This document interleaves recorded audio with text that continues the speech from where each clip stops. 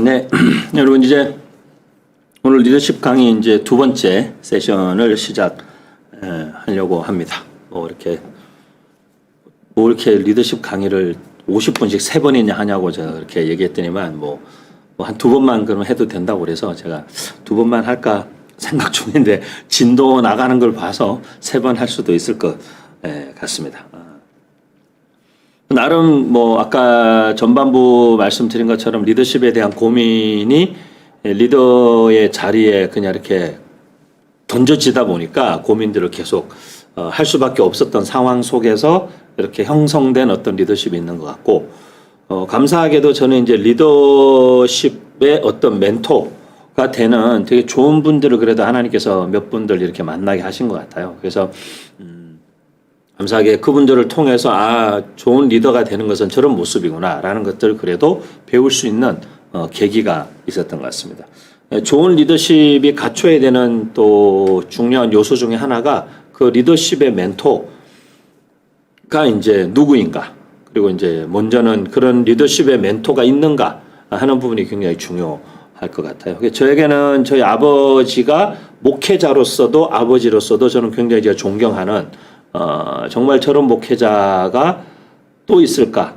그런 정말 삶을 사신 분이셨기 때문에 저에게는 아버지가 좋은 또 목회의 멘토셨고, 또 제가 어떤 선교와 하나님 나라에 대한 마음을 좀 넓게 품고, 우리는 결국 다 아군이다.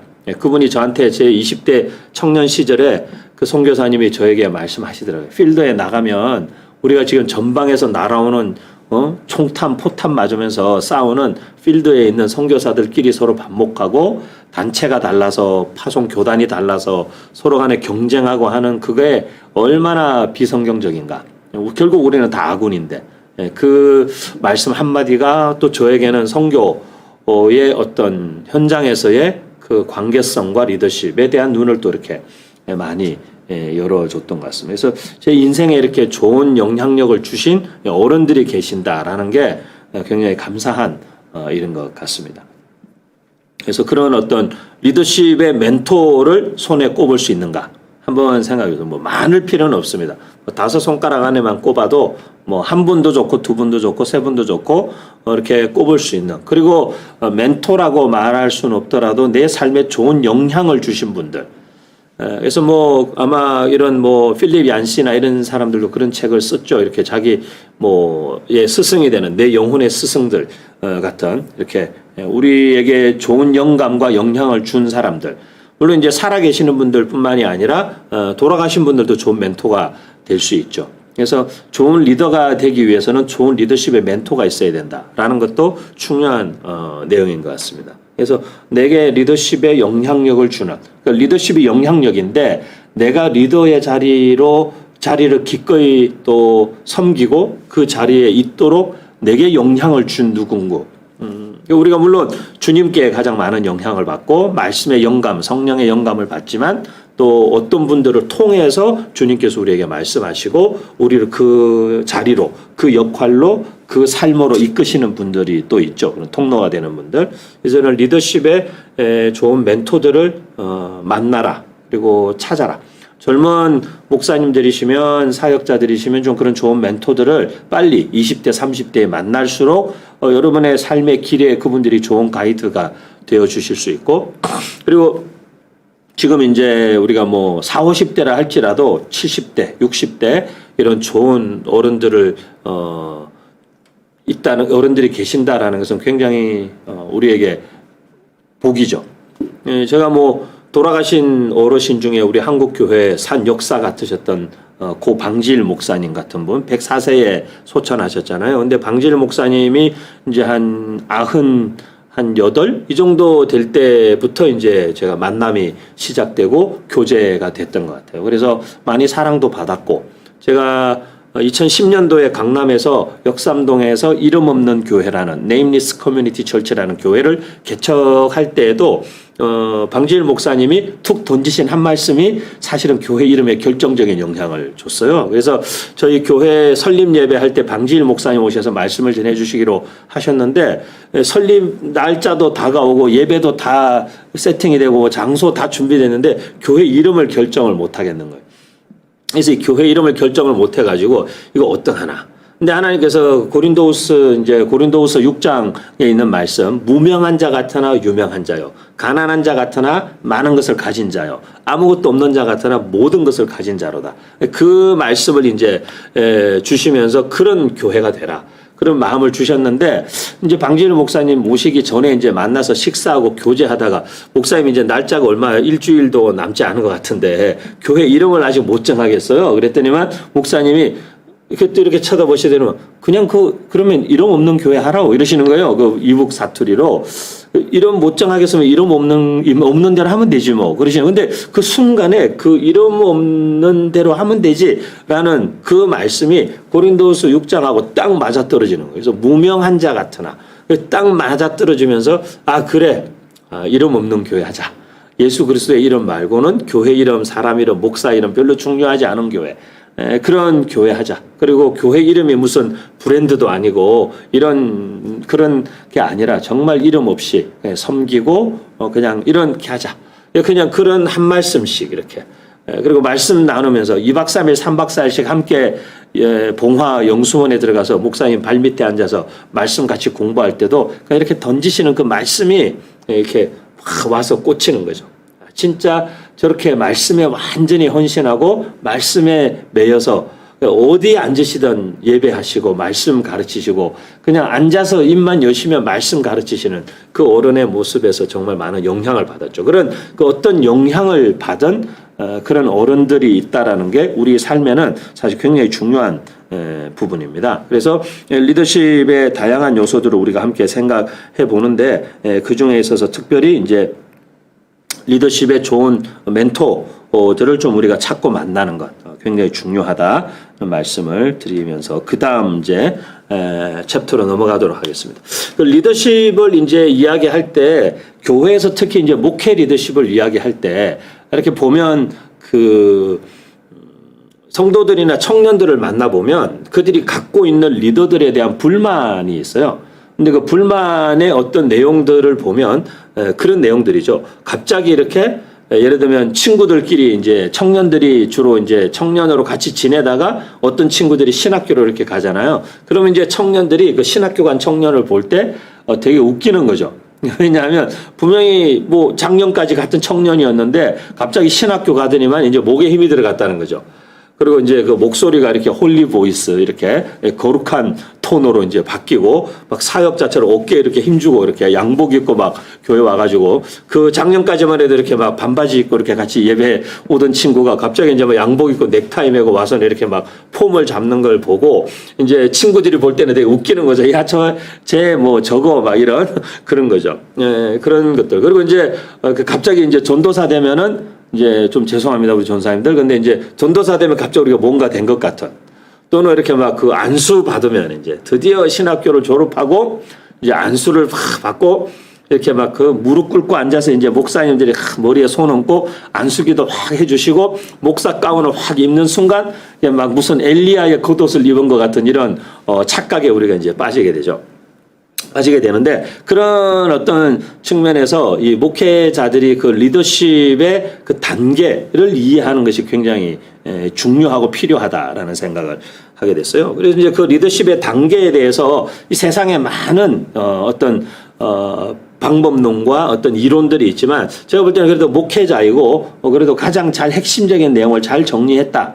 이게 일반 비즈니스 하는 회사에서나 교회에서나 다 이것이 굉장히 중요하겠다라고 생각되는 것이 제가 이 존 맥스웰 목사의 5단계, 리더십 5단계로 설명을 하는 것이 가장 이제 적합하겠다라는 생각이 들어서 오늘 소개해보고 싶고요. 그리고 아마 이미 내용을 알고 계시는 분들이 대다수 많이 계실 거라고 생각합니다.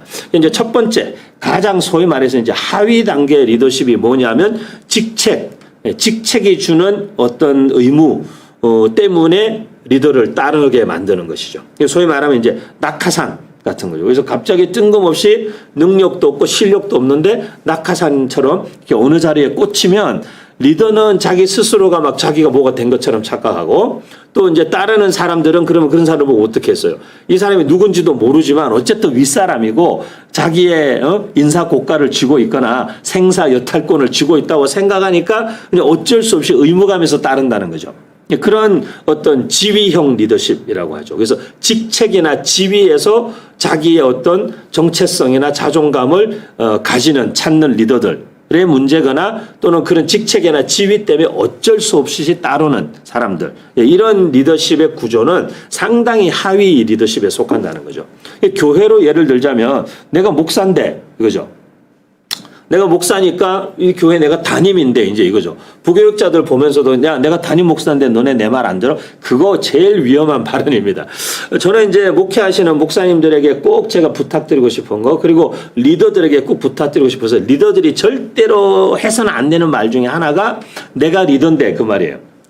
내가 리더인데 내 말 안 들어? 내가 담임인데 내 말 안 들어? 이게 가장 못난 소리예요. 죄송하지만 가장 못난 이야기죠. 그래서 내가 리더인데 하는 순간 벌써 그 사람은 자기가 리더십이 없다라는 걸 스스로가 증명하고 있는 거예요. 자기 입으로.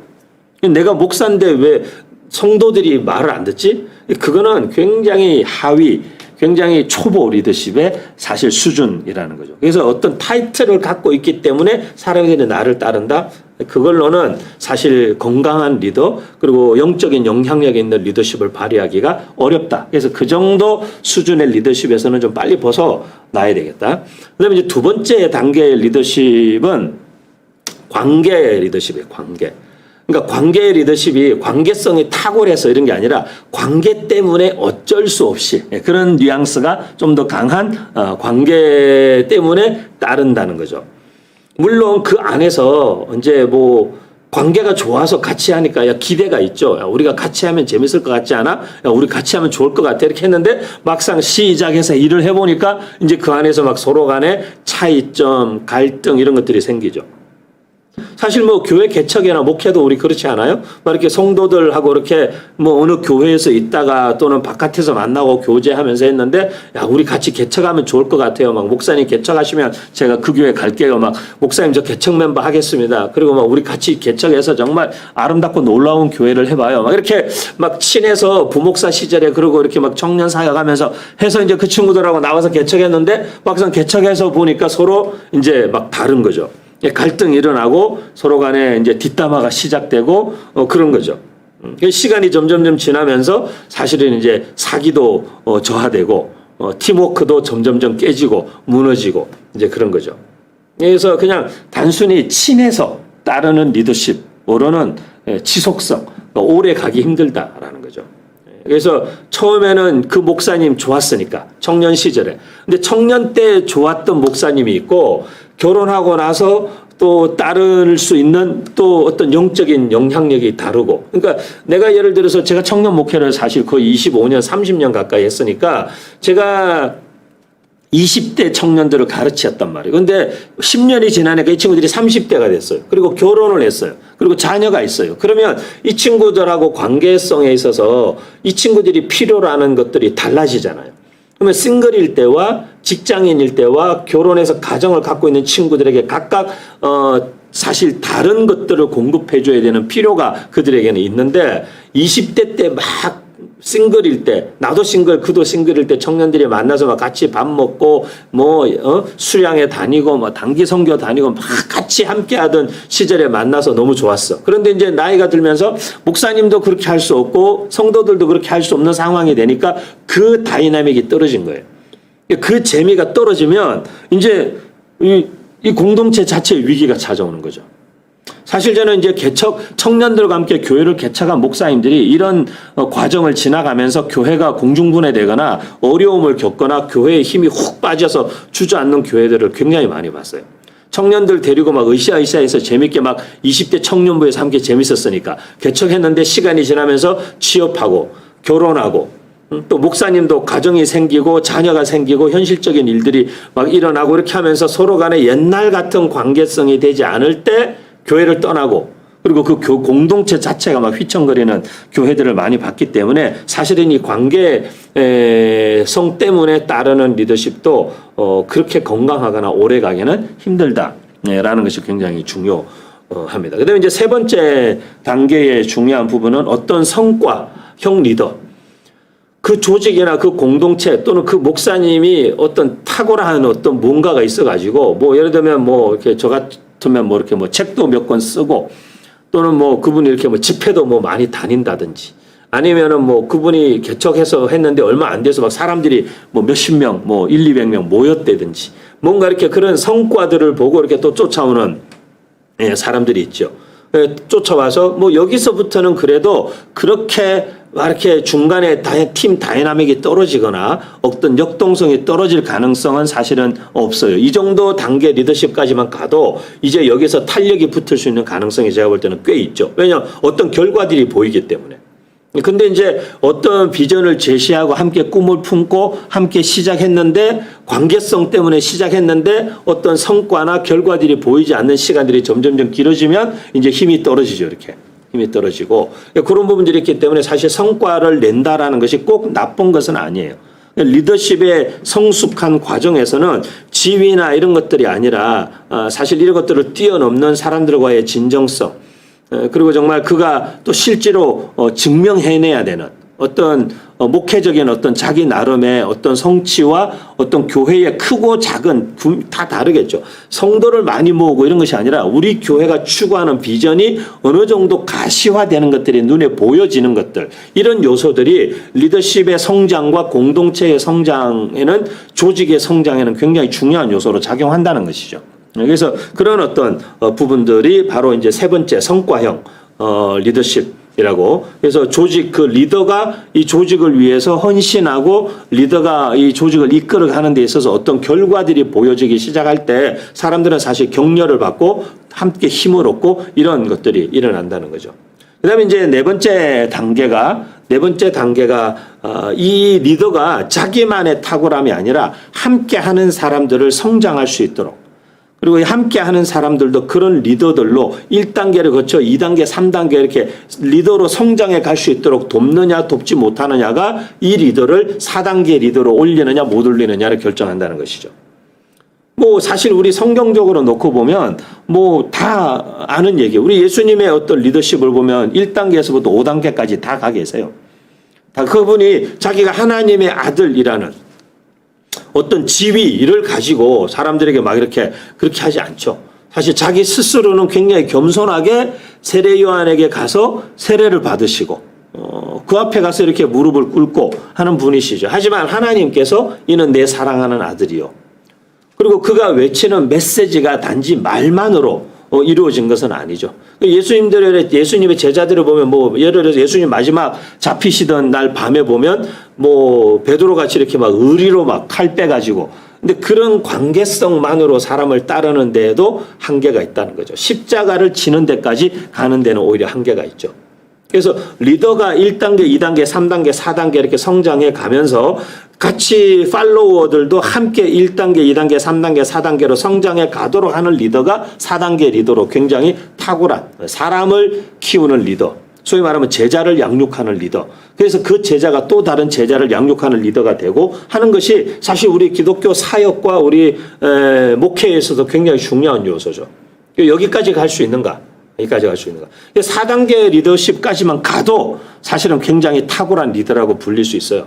그리고 4단계까지 가는데도 사실은 그가 그의 지위에 걸맞는 리더십을 어떤 자격과 실력을 갖추고 있다는 것이 드러나고 사람들과의 관계성이라는 것이 굉장히 중요한 기초가 되고 그러면서 어떤 결과와 가시적인 어떤 비전들이 가시화되는 일들이 일어나고 그리고 그와 같은 DNA 우리가 소위 말하는 DNA가 잘 복제가 되어서 그와 같은 리더들이 계속적으로 함께 코 리더들로 세워지고 하는 일들이 일어나면 리더도 성장하고 교회도 성장하고 조직도 성장하고 사람들도 함께 성장한다는 것이죠.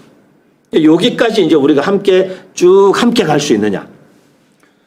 그래서 이제 이런 어떤 리더십의 단계들을 보실 때 목사님들이 이제 목회나 자기 자신을 이 과정에 좀 대입해 보면은 굉장히 실제적인 도움이 돼요. 내가 어떤 리더인가? 내가 지금 현재 교회에서 내가 담임 목사인데 왜 성도들이 내 말을 안 듣지? 성도들이 왜 양들은 목자의 음성을 듣는다 그랬는데 왜 내 말은 씨알도 안 먹히지? 그런 고민을 하신다면 조금은 깊이 고민해 보셔야 돼요. 내가 이 목사라는 지위나 어떤 타이틀에 너무 의존하고 있는 건 아닌가? 그 목사라는 지위가 타이틀이 아니라 그 안에 어떤 알맹이를 담고 있어야 되잖아요. 그리고 성도들이 신뢰하고 그래도 여기까지는 같이 가줄 수 있을 만큼의 관계성을 내가 맺고 있는가. 이 문제도 굉장히 중요합니다. 여기까지 함께 갈 관계성이 그래도 베드로는 칼을 뺐지만 그래도 예수님 잡히시는 날 그 자리까지는 이 제자들이 다 졸았어도 겟셋마네 동산까지는 같이 가잖아요. 십자가를 지는 예수님은 버리고 도망간 인간들이 있지만 하지만 결국에는 그들이 나중에 십자가를 거꾸로 십자가에 매달리는 데까지 가잖아요. 그러니까 예수님이 5단계를 다 하신 거거든요. 어떻게 보면. 우리 목회자들도 어디까지 가고 있는가. 그 정도 관계성을 내가 가지고 있나? 그리고 실제로 많은 꿈과 비전들을 이야기하지만 이것들이 실현되고 있는가? 그리고 어떤 설정하고 교회에 제시했던 목회의 비전과 목표들이 실제 성취되고 달성되고 있는가 하는 것들을 계속적으로 확인하는 작업들을 1단계, 2단계, 3단계 지나가면서 해보실 필요가 있다는 거죠. 그리고 4단계, 사람을 키우는 리더. 내가 담임 목회자인데 교역자가 많지는 않더라도 우리 교회 부교역자들 중에 내 제자라고 말할 수 있는 또는 내가 없어도 내 역할을 해줄 수 있을 것이다 라고 믿고 신뢰할 수 있는 그런 어떤 동역자나 함께하는 사역자들이 있는가 또는 성도가 있는가. 그래서 이 성도는 소위 말해서 우리가 평신도고 집사님이시지만 진짜 목회자 이상으로 내가 믿고 심지어는 내가 없을 때의 새벽 예배 새벽 예배 때 집사님이 설교하신다고 이렇게 이단이 되는 건 아니잖아요. 더구나 교역자 없는 교회에서는 작은 교회에서는 얼마든지 사실 그럴 수밖에 없는 상황이 있어요. 그런데 그런 제자 한 사람이라도 내가 키워냈는가라가 이게 우리가 1단계, 2단계, 3단계 몇 명이냐가 중요한 게 아니에요. 1000명, 10,000명이 중요한 게 아니고 한 명이라도 그 길을 나와 함께 이 단계를 밟아가는 사람이 있는 목회를 하신다면 여러분 좋은 리더예요. 여러분 좋은 리더예요. 그리고 이제 마지막 리더십의 최고봉 이 경지까지 가는 거는 비즈니스 세계에서는 리더십 강의하는 분들 제가 얘기들 쭉 들어보면 비즈니스계에서는 5단계까지 가는 거는 사실은 불가능하다. 이거는 거의 성인군자나 할 수 있는 거다. 그렇게 사실 다들 얘기해요. 맥스웰의 5단계 중에서도 대다수 그렇게 이야기하지만 진짜 우리 목회 리더십, 영적 리더십에서는 제가 볼 때는 5단계까지 가야 되죠. 1, 2, 3, 4단계를 다 밟아온 그의 삶의 흔적. 그가 어떻게 보면 조직을 떠나고 난 이후에도 이 조직에 계속 그의 영향력이 머무는 사람. 부정적인 거 예를 들면 이렇게 좀 표현이 그렇습니다만은 원로 목사님의 영향력이 계속 현역에 미치고 그런 차원이 아니라 좋은 영향력. 그리고 지우고 싶지 않은 영향력. 막 이렇게 후임자가 선임자의 좋지 않은 인상들을 막 지워야 되는 그런 게 아니라 정말 계속 지켜가고 싶은 그리고 계속 기억하고 싶은 그리고 계속 그 길을 함께 따르고 싶은 그분이 이 세상에 계시지 않지만 우리는 그래도 그 길을 계속 걸어가고 싶은 마치 우리가 예수님의 길을 걸어가고 싶은 것처럼 거기까지 간다면 사실은 정말 탁월한 그리고 정말 성경적인 성숙한 인격적 리더십에까지 갔다. 라고 볼 수 있다는 거죠. 그래서 그 부분에 있어서 조금 우리가 이 리더십의 5단계를 한번 차근차근 생각해 보시면서 현재 내 위치 그리고 또는 내가 생각하고 있는 리더십의 어떤 역할이나 내 리더십의 현주소가 내가 어느 단계 정도에 있는가 내게 부족한 게 뭔가 어떤 지위뿐만 아니라 관계성과 어떤 성취, 성과와 가시적인 것들과 그리고 사람을 키우는 것들과 그리고 이런 것들이 통합된 좋은 영향력이 지속적으로 계속 시대를 넘어 시간을 건너뛰어서 사람들 시간과 공간에 제약받지 않고 영향력이 계속 흘러가는가라는 것들을 우리가 좀 생각해 볼 때 이 5단계 리더십을 따라서 한번 쭉 가보시면 저는 좀 현실적인 도움이 될 것이라고 생각을 해서 여러분에게 한번 이 5단계를 좀 비유로 들어서 설명을 해 드립니다. 기본적으로 이제 리더에게 필요한 핵심적인 리더십의 두 가지 기둥 이라고 할 수 있는 부분이 있는데 그게 뭐냐면 퍼스펙티브와 커뮤니케이션. 그래서 리더십은 퍼스펙티브와 커뮤니케이션이다. 그렇게 저희는 주로 설명을 합니다. 리더십이 왜 퍼스펙티브와 커뮤니케이션이냐라고 했을 때는 리더라는 사람은 그래도 이끄는 사람이잖아요. 이 나를 따르는 이 공동체 팔로워들을 이끌고 요수아와 갈렙처럼 모세처럼 광야를 통과해서 가나안 땅으로 가야 된단 말이죠. 성도들과 함께 믿음의 여정과 순례를 마치고 그분의 나라가 임할 때까지 우리가 함께 이 순례의 여정을 가야 되는 사람이잖아요. 거기에 리더로 하나님이 우리를 세우신 거란 말이죠. 안내자로, 가이드로, 헬퍼로, 멘토로, 리더로, 뭐 타이틀은 뭐든지 목자로, 뭐 목사로 다 세우신 거잖아요. 그 사람에게 굉장히 중요한 건 뭐냐면 첫 번째는 퍼스펙티브라는 거죠. 퍼스펙티브가 왜 중요하냐 하면 퍼스펙티브는 말 그대로 보는 안목이기 때문에 그래요. 안목. 그래서 리더가 우리가 어디로 가야 될지를 봐야 되잖아요. 근데 어디로 가야 될지를 못 보면 뭘 하고 있는 거예요. 그냥 어디로 가야 될지 목표와 방향 설정이 되지 않은 공동체는 표류하고 있는 거죠. 표류. 그냥 떠돌고 있는 거죠. 그냥 시류에 흔들리고 바람 부는 대로 그렇게 되면 어떻게 되겠어요? 목회자의 리더십이 이런 분들은 대다수 보면 다 굉장히 즉흥적이에요. 이거 하자, 저거 하자. 우리 올해는 이거 해볼까? 내년에는 저거 할까? 적어도 아무리 시대가 변하고 세월이 빨리 변해도 5년, 10년, 20년, 30년 뒤 우리 교회의 모습은 어떤 모습일까? 그리고 이 교회에서 내가 5년을 목회하고 10년을 목회하고 나면은 여기에 무엇이 남을 것인가? 에 대한 고민들과 함께 내가 이 교회에 1년을 있고 2년을 있더라도 그 동안에 이 공동체는 지금 여기에서 우리는 어디까지 가 있기를 원하는가? 우리의 지금의 이런 공동체 모습이 10년 뒤에 5년 뒤에는 어떤 모습이 되어 있기를 원하는가? 이것에 대한 그림은 있어야죠. 그걸 우리가 비전이라고 말하잖아요. 그 비전과 그 방향을 향해서 가야 된다라는 것을 제시해 줄 수 있는 안목이 있어야 그게 리더라는 거죠. 리더라는 분이 이 퍼스펙티브가 없으면은 이 산이 아닌 개변 이제 이렇게 되는 거죠. 한참 쫓아가고 막 열심히 올라갔는데 여기가 아닌 것 같아. 우리 잘못 왔어. 여기를 파면 안 되네. 우리 헛삽질했네. 이게 이제 리더가 퍼스펙티브가 없으면 이런 문제들이 생기는 거예요. 그래서 리더십에는 퍼스펙티브가 중요하다. From where to where. 어디에서부터 와서 어디로 갈 것인가. 우리가 어디에서부터 어디로 가는가를 분명하게 설명하고 보여줄 수 있는, 자기가 먼저 봐야 사람들에게 그걸 보여줄 수 있죠. 그래서 자기가 본 것을 사람들도 볼 수 있게 하는 것을 커뮤니케이션이라고 하는 거예요. 리더가 혼자서 막 봤어, 혼자서 꿈꿨어, 혼자서 막 복차, 혼자서 막 이렇게 꿈의 비전, 막 하나의 나라 비전, 목회 개척하시는 분들도 다 그런 게 있겠죠.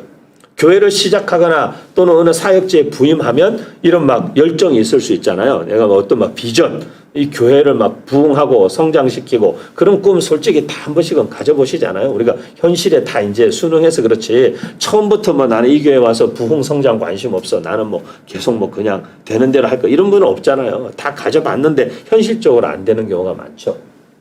그거는 목사님들의 리더십이 부족하다라고만 말하기는 어려운 다양한 환경들이 사실 작용하죠. 목회에 소위 말하면 뭐 성장에는 부흥에는 여러 가지 요소가 작용하기 때문에 그런 거지만 어쨌든 우리가 어떤 비전이 있는데 대다수 많은 교회들이 정체되거나 목사님하고 성도들의 이 거리가 좁혀지지 않는 교회들의 어려운 점은 목회자들이 자기만 본 거예요. 자기가 본 것을 성도들과 소통해서 우리가 가야 될 방향은 여기고 우리가 왜 그곳으로 가야 하는지를 소통해서 설득하거나 공감을 얻어내지 못한 경우가 대다수예요. 그래서 보통 많은 목사님들이 이제 이렇게 저희 교회가 이런 걸 하려고 합니다. 그렇게 해서 이제 가보면 전혀 성도들은 준비가 안 된 교회들이 있어요. 예를 들면 이번 하반기에도 이제 어느 교회에서 우리 크로스로드에도 함께 또 하시는 어느 한 교회에서 목사님이 교육부서와 다음 세대들을 위한 어떤 사역들을 저에게 부탁하셨어요. 몇 개월 앞으로 몇 년 함께 계속 할 수 있는 프로젝트를 좀 했으면 좋겠다 부탁을 하셨는데 그걸 부탁하시면서 목사님이 굉장히 계획이 아주 치밀하시더라고요. 그래서 저한테 또 연락을 먼저 주셨어요. 이번 주에 목사님 제가 성도들에게 이 비전을 선포합니다. 선포하고 8월 달에 이 비전을 좀 더 구체화시킬 수 있도록 제가 와서 목사님 오셔서 이걸 해주시고 또 이 일들을 함께 해갈 수 있는 분들이 오셔서 이런 강의를 한 4주간 정도 시리즈로 쭉 해서 성도들이 다 듣게 하고 성도들이 공감하게 하고 성도들이 그것에 대해서 필요성을 느끼고 그래서 성도들이 참여하게 하고 9월 달부터 이렇게 본격적으로 시작을 하면 좋겠습니다. 그리고 9월부터 한 11월까지 시험적으로 몇 개월을 한번 우리가 운영해 보면서 피드백도 받고 준비해서 더 잘 정비해서 또 내년을 계획하고 이렇게 뭔가를 구체적으로 비전과 어떤 사역 실행하고자 하는 사역이 있을 때는 그것들을 성도들하고 말씀을 통해서 세미나를 통해서 특강이나 강의를 통해서 계속적으로 소통함으로써 함께 그 방향으로 움직여 가도록 하는 어떤 역할들을 해야 하는 것이 리더십이라는 거죠.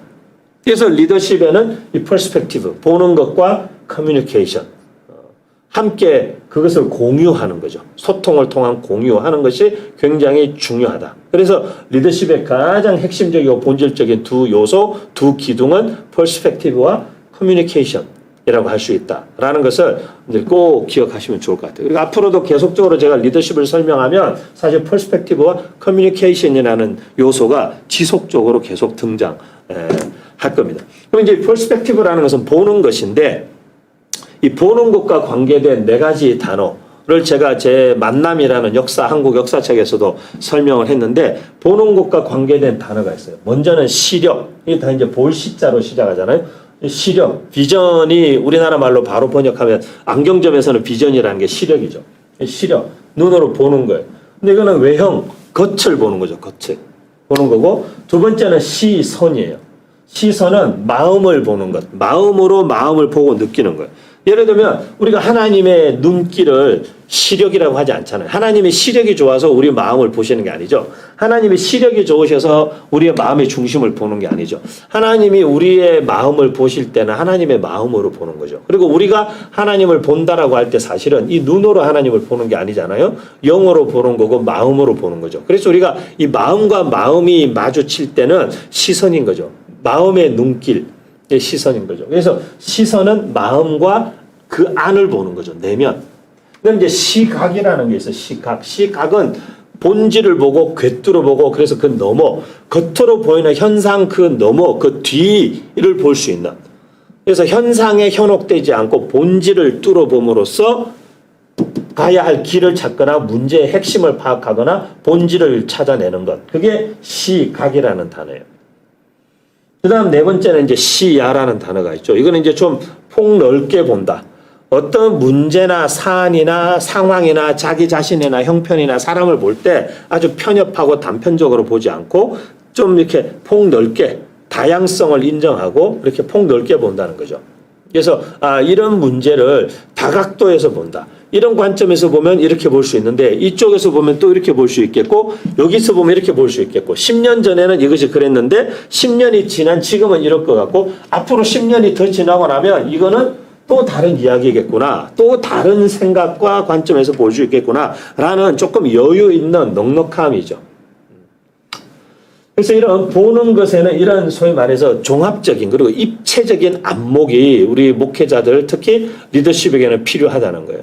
사람을 볼 때 겉모습으로만 판단하지 않고 어떤 상황이나 문제들을 볼 때도 그저 표면적인 것으로만 판단하지 않고 그 안에 있는 사람, 이 상황 가운데 어떤 문제가 발생했지만 그 문제 가운데 있는 사람이 보이고 그 사람의 마음이 보이고 어떤 문제나 어떤 상황, 어떤 또는 장애물이 눈앞에 나타났을 때에 이 문제 상황과 이 갈등 상황과 이 목회의 어떤 걸림돌 장애물들을 어떻게 넘어갈 것인가라는 그 너머를 볼 수 있고 그 문제의 핵심을 볼 수 있어서 핵심을 건드리고 직면하고 그러면서도 사람들의 마음을 잘 어루만짐으로써 정말 사람들 다치지 않게 그러면서도 문제의 본질은 파악하고 해결될 수 있게 그리고 너무 단편적으로 보고 판단하는 성급함의 실수, 조급함의 실수를 하지 않도록 하기 위한 리더들의 입체적인 안목이 사실은 목회뿐만 아니라 인간관계 모든 면에 있어서 굉장히 중요하다는 거죠. 그래서 이런 리더는 보는 안목을 개발해야 된다. 보는 안목을 개발해야 된다. 그래서 다양한 사람들을 사실은 만나보고 다양한 상황과 환경을 경험해보고 다양한 케이스들에 대해서 적어도 지식적으로라도 이해하고 그런 것들이 적어도 예를 들면 판사들에게서 굉장히 중요한 게 판례라는 거잖아요. 어떤 한 사건을 놓고 이걸 어떻게 판단해야 될지 애매할 때는 반드시 찾아보는 게 이런 비슷한 사건에 대한 이전의 판례를 찾아보는 거죠. 이전에 우리 선배들 중에 또는 다른 판사들 중에는 이 문제를 어떻게 보았던가 라는 그 다 보는 것에 대한 이야기예요. 그래서 리더들이 이 퍼스펙티브, 안목을 개발하는 것이 중요한데 겉으로만 보는 것이 아니라 내면과 마음을 보는 눈, 그리고 너머를 보고 본질을 보는 눈, 그리고 좁게 단편적으로 보는 것이 아니라 폭넓게 보고 다양한 관점에서 보는 입체적인 시각, 입체적인 안목을 가지는 것이 리더십 개발에 굉장히 중요한 요소다. 이제 이것이 지금 우리가 이제 큰 주제가 세대와 세대를 통합하는, 세대와 세대를 연합하는 교회, 특히 이제 목회 리더십에 대한 이야기인데 이게 왜 중요하냐면 아이들에게 똑같아요. 제가 이제 전도사로 처음 사역했던 교회에서 교회 집사님, 권사님들이 저한테 물었던 질문이 있어요. 그러니까 한 5년 전인 것 같아요. 한 25년 전에 제가 처음 전도사로 이제 사역을 나갔을 때 교회 청년 중에 머리를 염색한 친구들이 있었어요. 그리고 이제 고등부에도 머리를 염색한 친구가 있었어요. 빨간색도 있고 20 몇 년 전이니까 뭐 흔하지는 않았어요. 근데 이제 그때는 이민교회였기 때문에 이제 미국이니까 아이들이 뭐 이렇게 뭐 초록색도 있는 아이도 있고 뭐 색깔이 있는 아이도 있고 노란색 한 아이도 있고 금발로 한 아이도 있고 다양한 머리 색깔을 갖고 아이들이. 그러면 이제 권사님들이 이렇게 저한테 지나가면서 저한테 그러시는 거예요. 목사님 저 애들 머리 색깔 보라고. 저 머리 색깔 좀 어떻게 좀 다 까만색으로 바꿀 수 없냐고. 제가 속으로는 아니 권사님도 까만 머리가 흰 머리 되셨는데 왜 애들의 노란 머리를 저렇게 애들 머리 색깔 변하는 걸 못 받아들이시지? 그렇게 생각하지만 뭐 그렇게 말씀드릴 수는 없잖아요. 그죠? 그러니까 속으로만 그렇게 생각하고 제가 이제 괜찮다고 애들의 머리 색깔로 그 아이의 어떠함을 판단하지 마시라고 부모님들한테도 그러고 다 마찬가지. 저도 아들이 있는데 저희 아들 고1짜리 지금 이제 고1이죠. 저희 아들이 어깨동무 학교라는 대안학교 되게 자율성이 굉장히 보장되는 학교에 다니다 보니까 뭐 어느 날 자기 염색을 하고 싶대요. 그래 해봐. 그랬더니 약간 와인 칼라 같은 색깔로 염색을 했어요. 그럼 뭐 눈에 별로 안 띄잖아요. 근데 그 다음번에는 탈색을 하고 싶다는 거예요. 탈색을 하고 약간 노란 머리를 하고 싶대요. 진짜 탈색을 하고는 노란색 머리를 염색을 했어요. 근데 뭐 저희는 다 해봐. 이거 다 해봐. 지금 이제 고1이거든요. 이제 안 해요. 요즘에는 제가, 너 근데 요즘에는 이제 염색 안 해. 그러면, 염색 안 한대, 이제. 염색 안 해. 그냥 까만 머리가 제일 좋대요.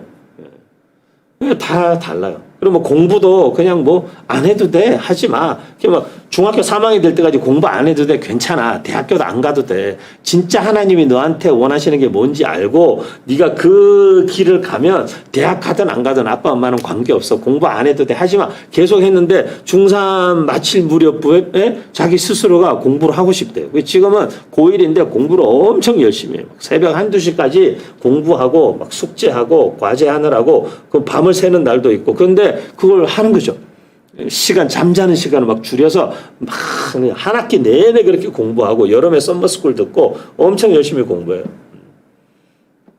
근데 그걸 아이들을 아까 말씀드렸죠. 단편적으로 애들이 지금 잠깐 공부 안 한다. 잠깐이라는 게 물론 1년, 2년이니까 길 수 있어요. 잠깐 보는데 안 한다. 그런 방식으로 다음 세대 아이들을 봐가지고는 머리 색깔이 어떻다. 머리 색깔이 어떠니까 걔는 날라릴 거야. 이렇게 생각한다든지 불량 학생이다. 비행 청소년이다. 라고 한다든지 그 너머를 보는 시각이 없는 거죠. 그리고 그것도 한때라는 거를 종합적으로 이 소위 말해서 우리가 다음 세대 청소년들이나 청년들이 아직 완전히 성숙한 친구들이 아니잖아요. 성장하는 과정에 있는 친구들이기 때문에 이 친구들을 넓은 시각에서 보고 긴 안목에서 보면 과정 중에 있는 아이들이거든요. 부족해도 모자라도. 그걸 과정이라고 생각하면 되는데 여기서 단정을 짓는 거죠. 껍데기만 보고. 안 돼. 걔는 안 돼. 걔는 나쁜 애야. 걔는 싹수가 노래. 이렇게 되면 사실은 다음 세대들하고 소통 못하는 아까 말씀드렸죠. 이제 라떼나 꼰대 세대가 되는 거죠. 그렇기 때문에 세대와 세대를 연합하고 연결하기 위해서는 조금 한 사람이나 어떤 이 다음 세대나 이런 어떤 사역을 보는 우리의 리더들의 안목이 좀 더 입체적이어야 돼요. 그래서 껍데기만 보고 판단하거나 너무 성급하게 하지 않고 길고 사실은 넓게 보고 그리고 그 너머를 보고 그 마음을 헤아려주고 하면 사실 다음 세대 사역은 50이 돼도 60이 돼도 할 수 있어요. 모르겠어요. 저도 20대부터 청년 사역을 시작해서 지금 50대가 돼서 30년을 청년들과 함께 했는데 제가 개인적으로 볼 때는 20, 30대가 청년 사역 잘할 것 같은데 저의 착각인지 모르지만 요즘에 저한테 청년 사역 맡겨주면 되게 잘할 수 있을 것 같아요. 저의 어떤 뭐 자신감이나 무슨 탁월함이 아니라 제가 그들을 더 잘 이해할 수 있을 것 같아요. 그리고 이전에 보지 못했던 것들, 그리고 이전에 그들의 모습을 보면서 내가 오해하고 착각했던 것들을 이제는 그런 관점에서 보지 않고 조금 더 여유 있게, 그리고 그 마음을 더 깊이 헤아려 주면서 함께 그 너머를 보고 좀 긴 안목에서 뭔가를 함께 해 나갈 수 있는 그런 또 다른 호흡으로 이들과 함께 할 수 있을 것 같아요.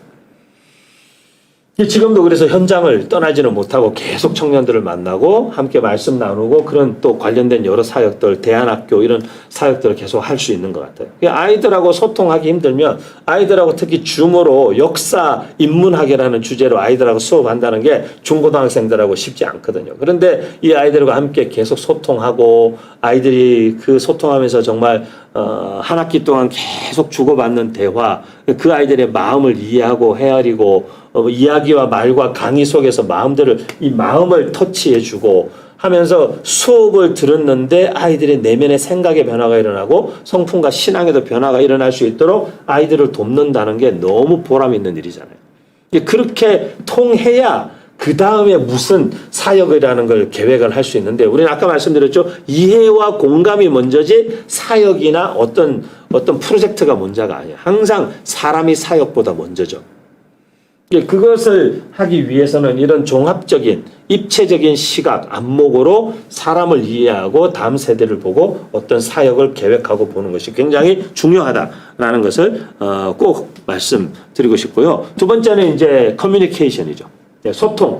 아까 말씀드린 대로 우리가 사실 서로 통하느냐 통하지 않느냐는 언어의 문제가 아니에요. 랭귀지의 문제가 아니에요. 커뮤니케이션의 문제예요. 우리가 다 한국말 하잖아요. 그런데 쟤랑은 말 안 통해 이렇게 얘기하잖아요. 그건 언어의 문제가 아니라 랭귀지의 문제가 아니라 소통의 문제라는 거죠. 우리는 학교에서 국어도 배우고 영어도 배우고 다 뭐 일어도 배우고 중국어도 배우고 다 배우는데 말이 안 통한다 그런 거예요. 말이. 왜 같은 나라 말을 하는데 말이 안 통하죠? 그거는 말을 못하는 게 아니라 소통을 못하는 거거든요.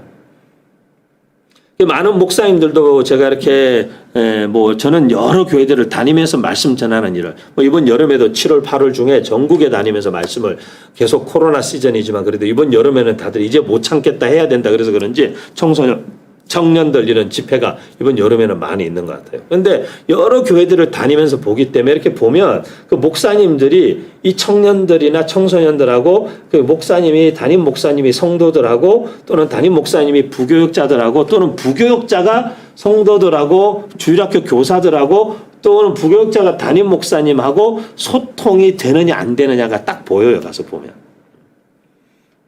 근데 같은 나라 말하는데 서로 안 통하고 있는 거예요, 지금. 안 통하고 있는 거예요. 그래서 통해야 된다. 그래서 통해야 산다. 뭐 이런 말도 우리가 했잖아요. 그래서 저는 이 소통의 중요성 굉장히 중요하고 이 소통에 있어서 되게 본질적인 몇 가지 요소가 있는데 그중에 이제 한 몇 가지만 제가 핵심적인 이게 그래도 이 정도면 어느 정도 소통을 통한 변화를 추구하는 데에 좀 도움이 되겠다라는 네 가지 요소를 그중에 뽑아봤어요. 많은 소통의 무슨 뭐 법칙, 원칙 내용들이 많은데 그 가운데 이 네 가지 정도를 제가 좀 뽑아봤는데 이 네 가지 가운데 첫 번째가 경청이라는 거예요. 소통하고 공감하기 위해서는 먼저는 내가 하고 싶은 말을 하는 것보다 상대방이 무슨 이야기를 하고자 하는지를 들어주는 것이 우선이라는 거죠. 들으려는 의지가 없는 사람들에게 아이들은 말하지 않습니다. 저희 아내가 상담을 전공하고 이제 최근에 원래는 음악을 했던 사람이지만 다시 이제 상담을 공부하고 청소년들을 상담하는 상담복지센터에 시에서 하는 기관에서 상담복지센터에서 상담하는 일을 주로 이제 풀타임으로 하고 있어요. 그런데 얘기하는 거예요. 기관의 아이들이 다 위탁을 받아서 학교에서 뭐 법원에서 이렇게 위탁을 받아서 상담을 하러 오는데 보통 이제 짧게는 6주에서 길게는 12주 막 이렇게 상담 위탁 받아서 오는데 드랍률이 굉장히 높다라는 거예요. 한 번이나 두 번 하고 드랍하는 애들이 굉장히 많다는 거예요. 근데 어쨌든 이게 팔불출처럼 자랑하는 게 아니고, 아내가 그래도 이게 내가 해야 될 일이 맞아? 이런 고민을 많이 했는데, 그래도 본인이 이렇게 기관에서 평가를 하는데, 저희 아내가 드랍률이 거의 없어요. 거의 90%, 99% 따라오는 거예요, 아이들이. 왜냐니까 다른 건 없는 것 같아요. 아이들이 그렇게 얘기하더라는 거예요. 선생님은 좀 다른 것 같아요. 뭐가 다르냐는 거죠. 뭐가 다르냐는 거죠. 선생님은 자기들 이야기를 듣는 것 같다는 거예요. 듣는 것 같다. 근데 뭘 듣느냐? 어떻게 해서 아느냐? 집중해 준다는 거예요. 자기들의 이야기에. 보통은 가면은 야 얘기해봐. 뭐가 문제야? 왜 왔어? 또 뭐니? 이런 태도인데 그게 아니라는 거예요. 집중해 주고 이 아이가 어떤 아이인지 자기에게 이렇게 몸이 쏠리고 이렇게 시선을 마주치고 하는 이 집중해 주는 것이 이 아이들로 하여금 마음을 열게 하는 거예요. 청소년, 청년들 뿐만 아니라 성도들도 마찬가지. 저도 청년 목회를 거의 30년 가까이 청년들과 함께 했지만 청년들이 저한테 상담하면서 다른 교회 청년들도 상담하러 제가 교회를 떠나서 이렇게 사역자들 청년들을 많이 만나는 사람 중에 한 사람이잖아요. 어깨동무 사역원이나 학교나 여러 가지 일들을 통해서. 근데 청년들이 다른 교회 청년들이 저에게 상담하러 와서 하는 얘기 중에 되게 마음 아팠던 이야기예요. 자기 교회 목사님은 자기 이야기에 집중하지 않는다는 거예요. 딱 가서 이야기 시작하면 청년들이 2, 3분 만에 자기들 안 돼요. 아, 이분이 내 이야기를 들을 마음이 없구나. 아, 이분이 내 이야기에 집중 안 하시는구나. 아, 이분에게는 지금 내가 무슨 말을 하는지가 이렇게 이분한테 지금 전달이 안 되고 있구나. 그거 2, 3분 만에 금방 파악한대요. 사람은 영물이라고 그러잖아요. 금방 알아요. 근데 우리 목회자들이 생각보다 그런 부분에 있어서 건성건성. 태도부터도. 뭐 해봐. 무슨 얘기 또 왔어. 청년들 맨날 똑같은 얘기, 청소년들 똑같은 얘기. 이런 태도 내지는 마음을 아이들이 다 느낀다는 거죠. 그러면 그 세대와 함께 공감할 수가 없죠. 그런데 어떻게 그 세대와 함께 세대가 연합하는 분위기를 만들어낼 수 있겠어요? 못 만들어내죠. 그분은 사역도 굉장히 어려워질 수밖에 없어요. 그래서 소통에 있어서 굉장히 중요한 첫 번째 요소는 경청하는 건데 경청에 있어서 중요한 요소는 집중해 주는 것. 그 대상에게. 지금 나와 소통하기 위해서 마주하고 있는 그들에게 집중해 주는 것. 핸드폰하고 딴짓하고 손으로 낙서하고 애들이 그러면 우리들 기분 나쁘죠. 애들이 목사님이 얘기하는데 막 핸드폰하고 낙서하고 막 설교 끝나고 났더니 막 인형 그림 그리고 있고 만화 캐릭터 그려놨고 설교 노트 주보에다가 기분 나쁘죠. 반대로 생각이 없어요. 입장을 바꿔서. 아이들도 다음 세대들도 마찬가지고 후배 사역자들도 마찬가지고 성도들도 마찬가지고 담임 목회자나 리더들이 경청하지 않고 집중해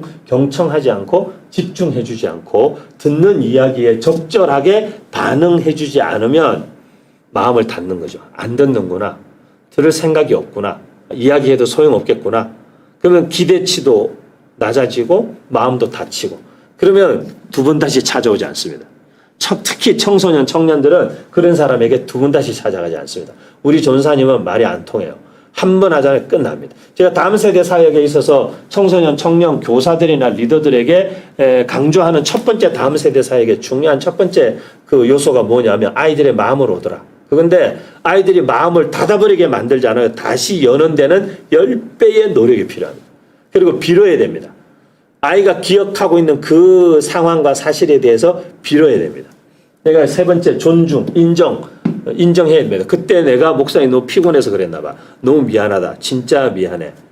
목사님 무릎 꿇고라도 사과할게. 이 정도로까지 하지 않으면 닫힌 마음의 문을 연다는 건 어렵습니다. 그런데 연합을 한다고요? 통합을 해요? 불가능합니다. 그렇기 때문에 소통의 문제에 있어서 이제 경청이라는 영역이 굉장히 중요하다.